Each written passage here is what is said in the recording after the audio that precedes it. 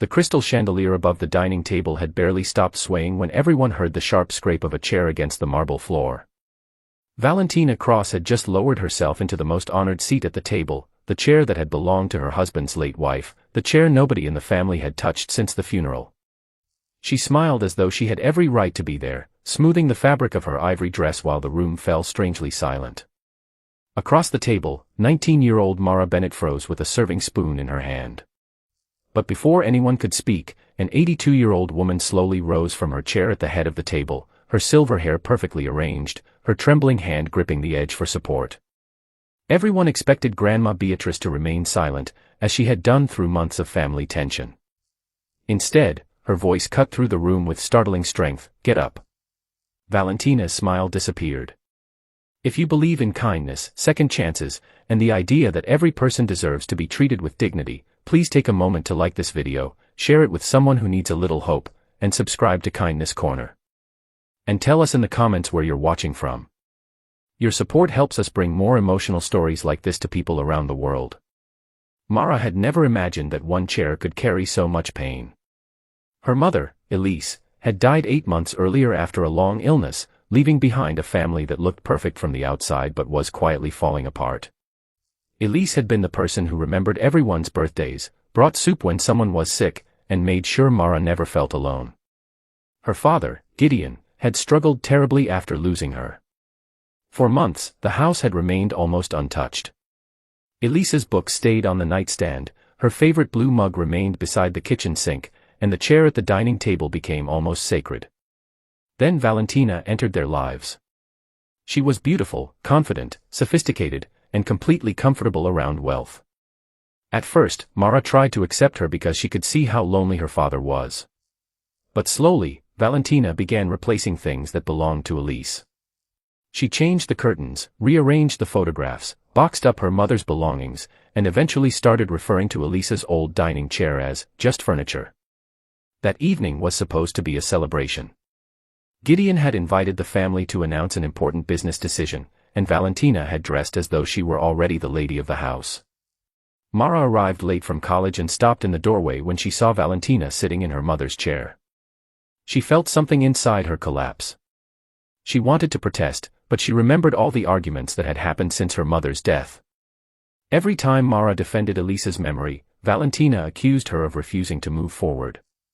Gideon usually stayed quiet, caught between grief and his desire for peace. So Mara swallowed her anger and quietly moved toward the kitchen. Then Beatrice stood. Her voice was firm enough to make every conversation stop. Valentina slowly looked up, clearly expecting Gideon to defend her. Instead, the room remained silent. Beatrice pointed toward the chair and repeated that she should get up. Valentina laughed nervously and asked whether the family was seriously going to make an issue out of a chair. Beatrice answered that it was never about the chair. It was about what the chair represented. Elise had spent 26 years sitting there, feeding her family, listening to their problems, celebrating their victories, and comforting them through their worst nights. Beatrice said that grief did not mean a family had to erase someone simply because their absence was uncomfortable. Gideon lowered his eyes. For the first time that evening, Mara saw tears gathering in her father's eyes. Beatrice then revealed something nobody expected. She had discovered that Valentina had secretly pressured Gideon to sell the house and move away within the year. She had also learned that several of Elise's belongings had already been sent to storage without Mara's knowledge. Valentina tried to explain that she was simply helping Gideon start over, but Beatrice stopped her. She said starting over did not require destroying everything that came before. Mara expected her father to remain silent. Instead, Gideon stood and admitted that he had been afraid. He had convinced himself that replacing memories would make the pain disappear, but all he had done was make his daughter feel like she had lost both parents at once. He apologized to Mara, and those words finally broke the wall she had built around herself. She walked toward him, and after months of distance, father and daughter embraced beside the table where so many family memories had been made. Valentina quietly stood from the chair. For a moment, she looked less like the confident woman who had entered the house months earlier and more like someone realizing she had mistaken control for belonging. She left that evening without another argument.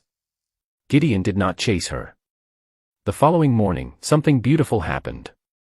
Gideon opened the storage room and brought Elisa's boxes back into the house. Mara helped him arrange the photographs. Beatrice placed fresh flowers beside the old dining chair, and nobody sat in it. Not because Elise still owned a piece of furniture, but because the family finally understood that remembering someone was not the same as refusing to heal. Weeks later, Gideon repaired the chair and invited everyone to dinner. This time, Mara sat beside her father, and Beatrice smiled from the head of the table. The empty chair remained between them, holding a simple bouquet of Elisa's favorite flowers. Nobody spoke about replacing Elise anymore. They spoke about carrying her love forward. If this story touched your heart, please like the video, share it with someone who understands the pain of losing someone you love, and subscribe to Kindness Corner for more stories about forgiveness, courage, and second chances. And before we end, leave this special comment below: love should never require us to forget. Sometimes the strongest families are not the ones without broken hearts, but the ones willing to sit together and help each other heal. Beatrice taught them that night that a chair can be replaced, a house can be changed, and life can begin again, but love should never be erased just to make someone else comfortable.